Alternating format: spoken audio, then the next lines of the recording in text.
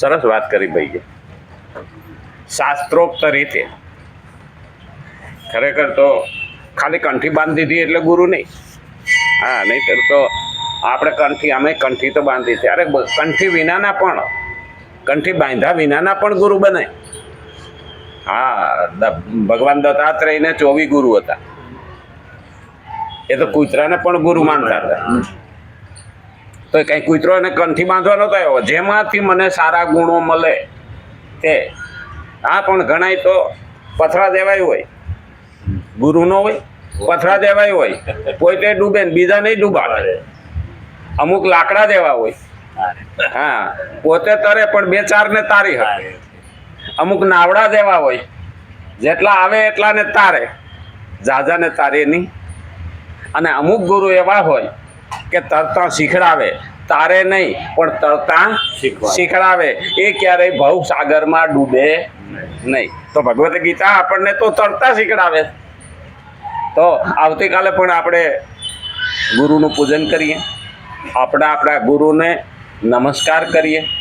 અને કૃષ્ણમ વંદે જગત ગુરુ, તો એને પણ આપણે યાદ કરીએ. આવતીકાલે તો આપણે એના માટે તો અહીંયા બેઠા છીએ ને. કૃષ્ણમ વંદે જગત ગુરુ આવો ગ્રંથ આપણને આપ્યો છે. અને સતત આ 3 વર્ષથી આપણે સતત સાંભળીએ છીએ. આ 3જી વખત ભગવદ્ ગીતા આપણે વાંચવાનું ચાલુ કર્યું. સતત 3 વર્ષથી આ 3જો અધ્યાય હાલે. તો એનો મતલબ એવો કે ભગવાને તો આપણા ઉપર અસીમ કૃપા કરી.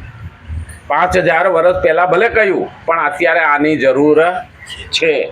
અને એટલે જ આપણે આને અત્યારે લીધી છે. કારણ કે આપણે વાર્તામાં મજા કરવાની નથી. મનોરંજન તો બધે થવાનું.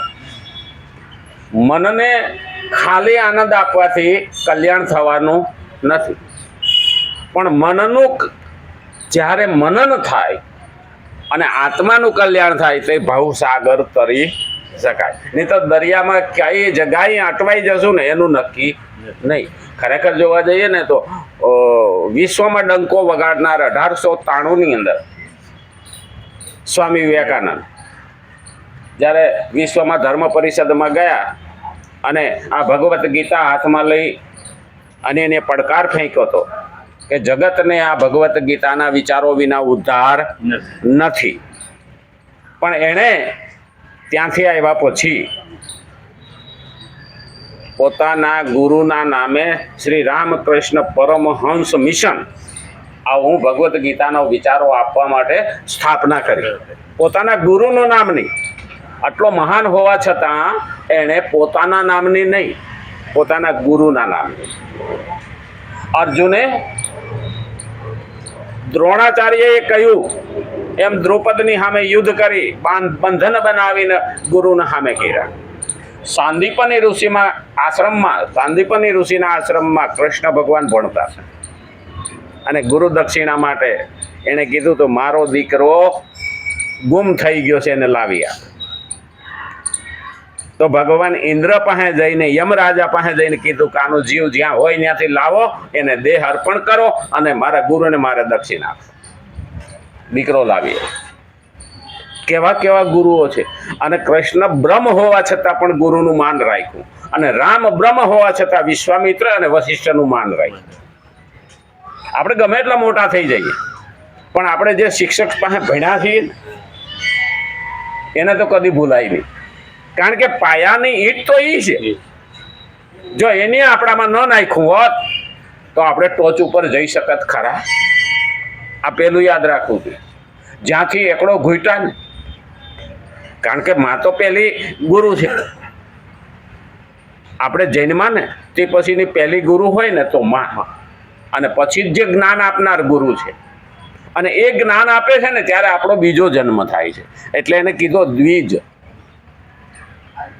દ્વિજ એટલે બીજો જન્મ.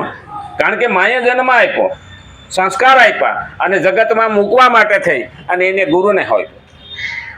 પણ ગુરુ કેવા લાગે? ઘણી વખત ગુરુ છે ને નારિયેળ જેવા હોય.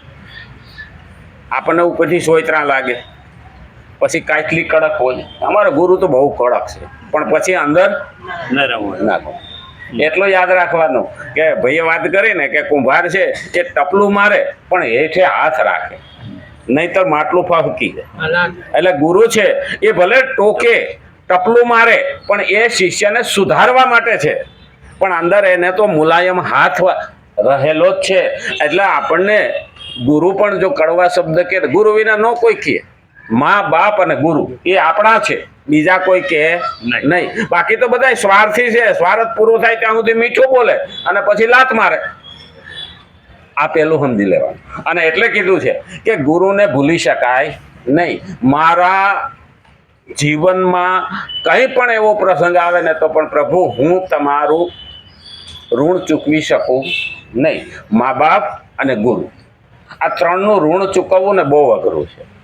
અને એટલે તો મા બાપનો ભક્ત શ્રવણ અને પુંડરીક, એને પુંડરીકે તો ત્યાં સુધી લખ્યું કે મારી ચામડીમાંથી બનાવેલા જૂતા હું તમને પહેરાવું તો પણ તમારા ઋણમાંથી હું મુક્ત થઈ શકતો નથી.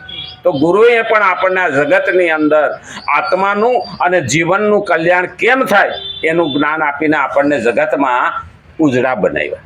તો એવા ગુરુને આવતીકાલે આપણે નમસ્કાર કરશું. ફૂલ નહીં તો ફૂલની પાંખડી એક એક ફૂલ પણ ભગવાનને ધરશું. ભગવાન પાસે એક એક ફૂલ પણ લેતા આવશું અને ફૂલ આપી અને કૃષ્ણ વંદે જગત ગુરુ. કૃષ્ણને આપણે ફૂલ અર્પણ કરીએ. ફળ ન આપી શકીએ તો કંઈ નહીં, પણ ફૂલ તો અર્પણ કરી શકીએ. પત્રમ પુષ્પમ ફલંતોયમ આ 9મા અધ્યાયની અંદર ભગવાને કીધું છે. તો આટલો ટાઈમ થઈ ગયો ને?